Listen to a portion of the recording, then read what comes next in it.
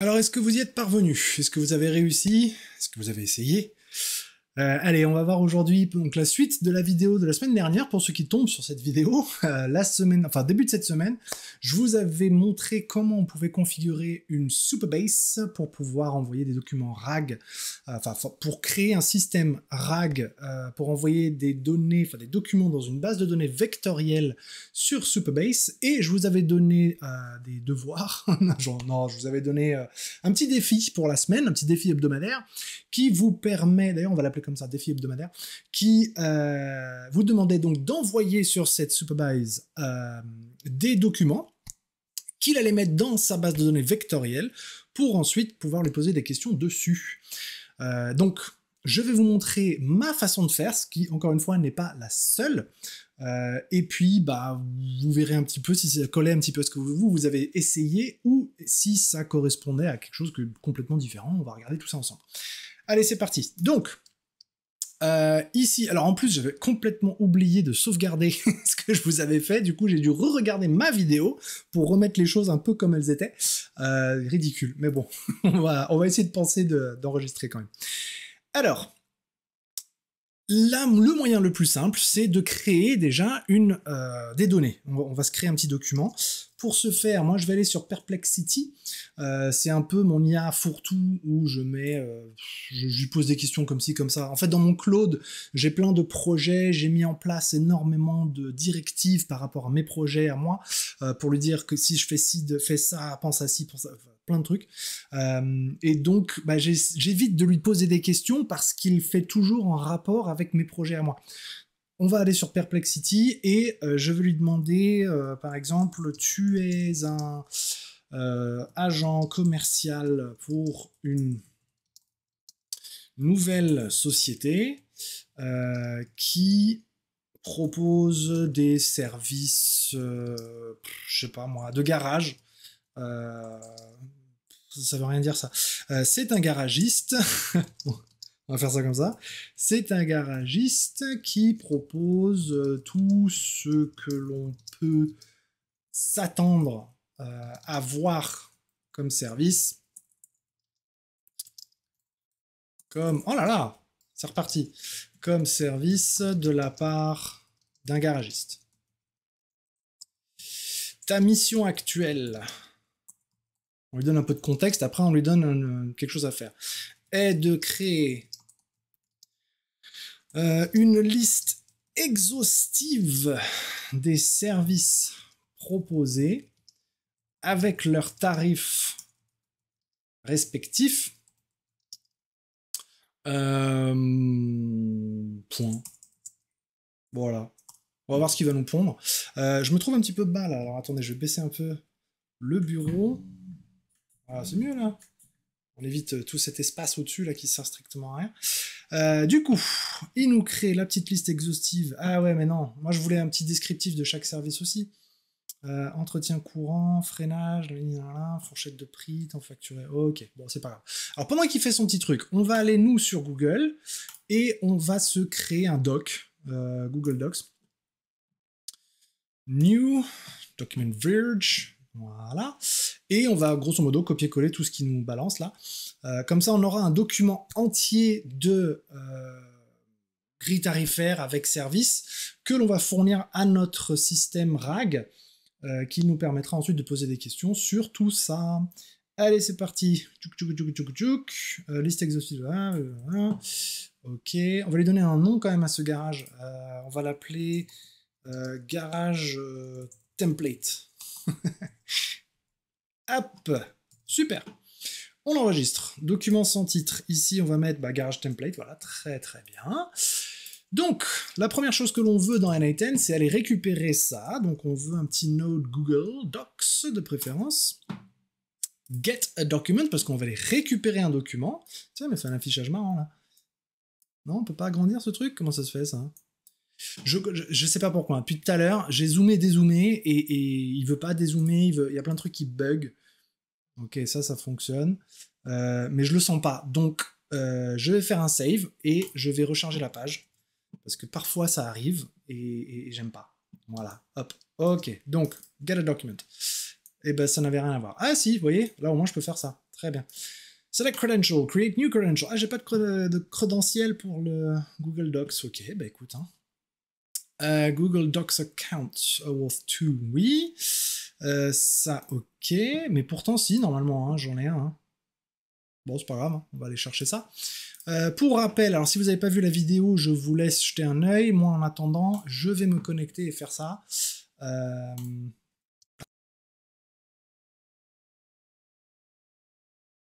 Voilà. On est tout bon. Donc, on est connecté sur N8N, comme vous pouvez le voir. Tac, je suis tout bien. Google Docs account, oui, voilà, on va rester là-dessus. Ensuite, donc, on va faire document get, ID ou URL. Ouais, ok. Doc ID ou URL, on va dans le document en question, qui est ici, et que je vous montre dans la partie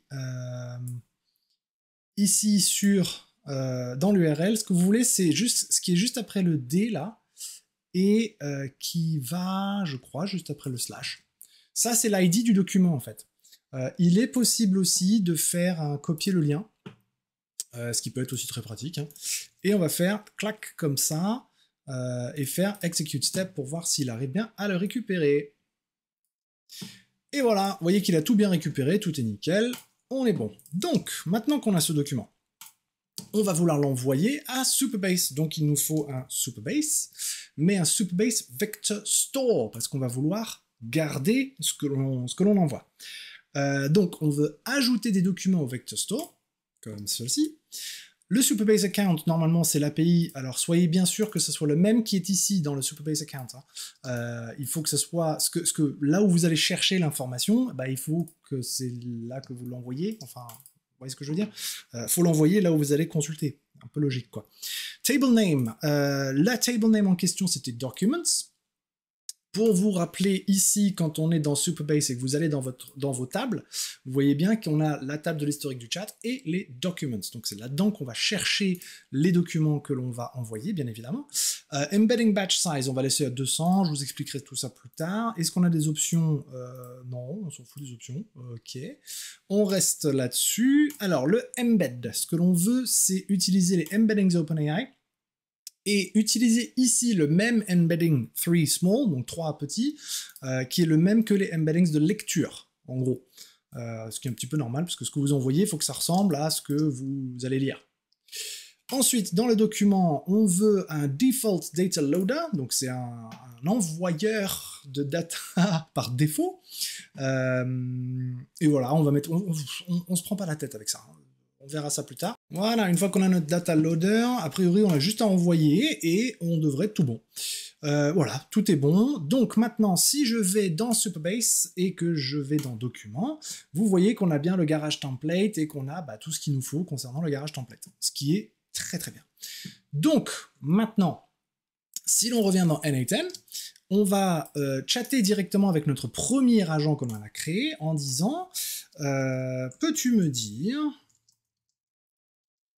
combien me coûterait me coûterait avec un T, voyons, un changement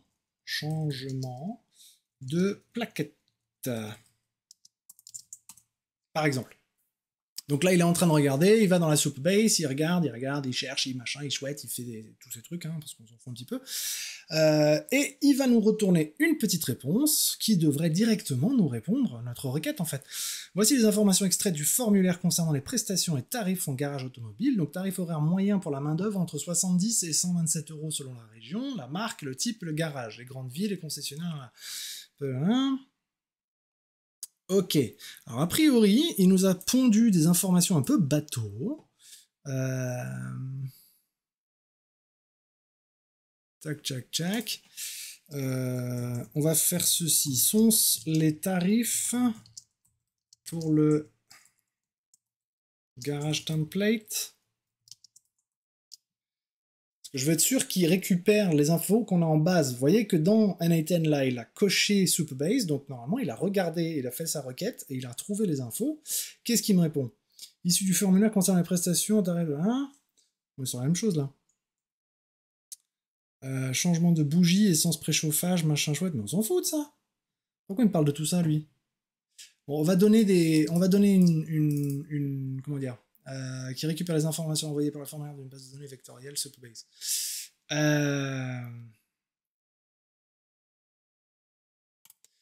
Non, on va pas demander un output format, on va faire un system message.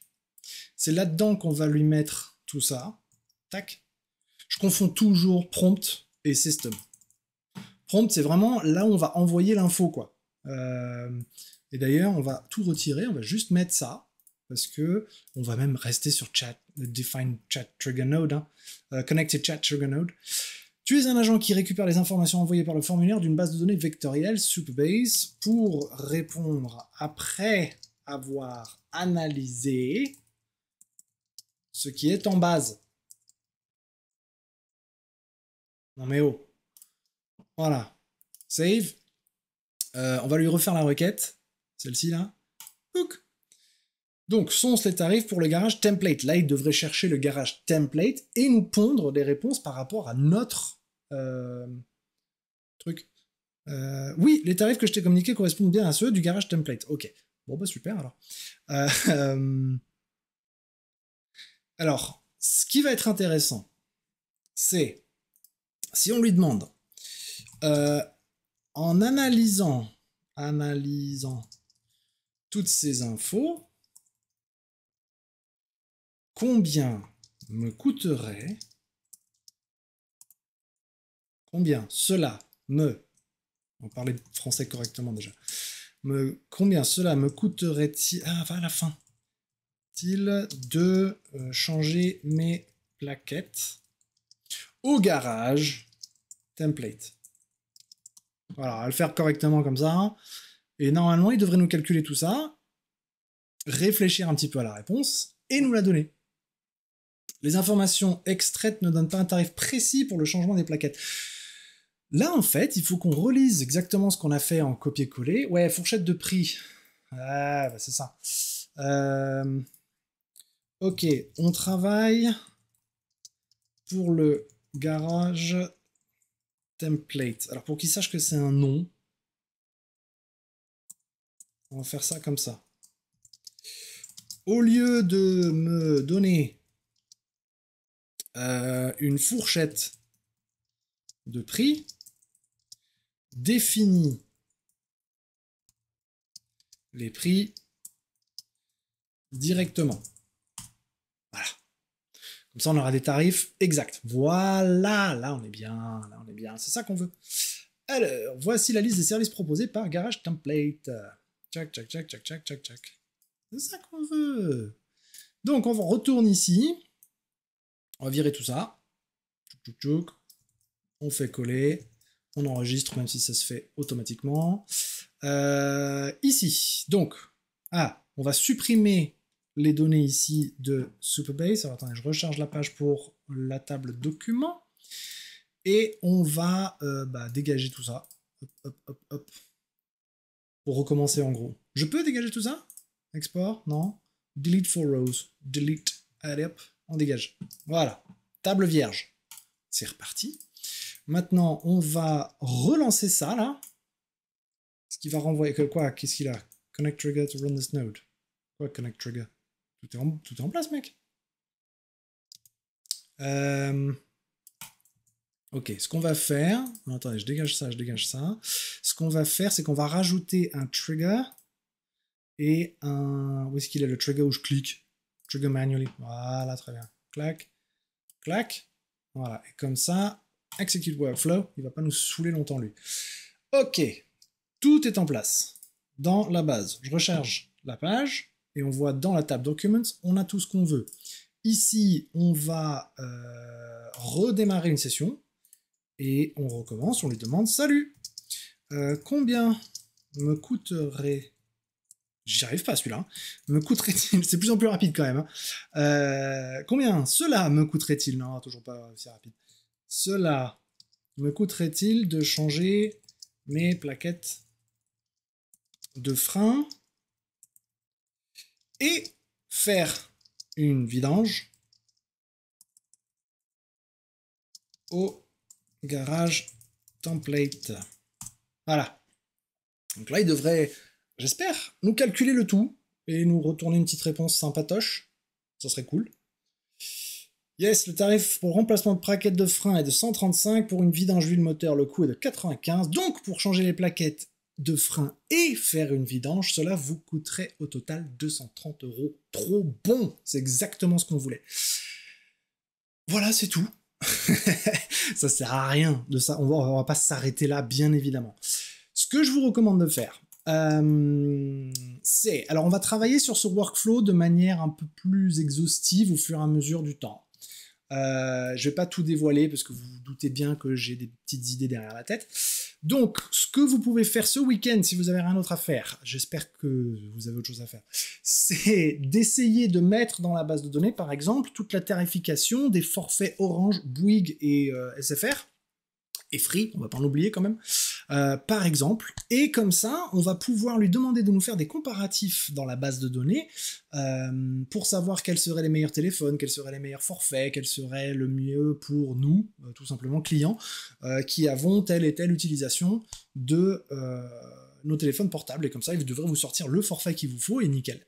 Tout propre. Par exemple. Donc on fera ça la semaine prochaine. Pour l'instant, je vous laisse vous reposer tranquillement là, ce week-end. On fera ça la semaine prochaine. Je vous montrerai comment on peut mettre plusieurs choses à l'intérieur d'une base et faire en sorte que tout se passe bien pour pas qu'ils confondent les informations. Et du coup, on va aussi, je vous laisserai éventuellement chercher à travers mes vidéos pour voir comment faire afin que toutes ces questions-là que l'on pose dans le chat puissent être posées directement dans Telegram ou dans WhatsApp ou dans toute autre plateforme que vous souhaitez. Quitte même à rajouter la possibilité d'envoyer des documents à partir d'un formulaire, par exemple. Formulaire que vous pouvez mettre sur votre site web. Vous commencez à voir où on va aller avec ce petit workflow qui va être très très très exhaustif et sympa. Pour ma part, je sauvegarde avant d'oublier. Je vous souhaite une bonne journée, j'espère que vous avez aimé ce nouveau format de vidéo, donc on va faire ça un peu toutes les semaines, vous me dites ce que vous en pensez, et chaque semaine d'ailleurs on va travailler à travers le mois sur un workflow qui va devenir de plus en plus puissant, de plus en plus gros et de plus en plus intéressant pour du business, pour générer soit des clients, soit pour utiliser pour vos clients, etc. etc. Bref. Droppez un petit like dans la vidéo pour me dire si ça vous a plu ou pas, et même si ça n'a pas plu, droppez un like quand même, parce que moi ça m'aide pour tout ce qui est référencement vis-à-vis de YouTube. N'oubliez pas de souscrire parce qu'on va continuellement travailler justement sur tous ces workflows et le créer de manière de plus en plus extensive, exhaustive je dirais même. Et puis si vous avez des questions, si vous avez des doutes, si vous avez quoi que ce soit, n'hésitez pas à commenter pour que je puisse vous répondre. J'essaie d'être le plus réactif possible. L'autre jour, j'ai même répondu un dimanche soir à 22h. C'était juste parce que j'étais sur mon téléphone, je reçois la notif, et bon, j'ai répondu tout de suite. C'est pas forcément quelque chose que je vais faire à chaque fois. Mais voilà, donc j'espère que cette vidéo vous a plu. Je vous souhaite une très belle journée, fin de journée maintenant, un très beau week-end, et puis je vous dis à la semaine prochaine.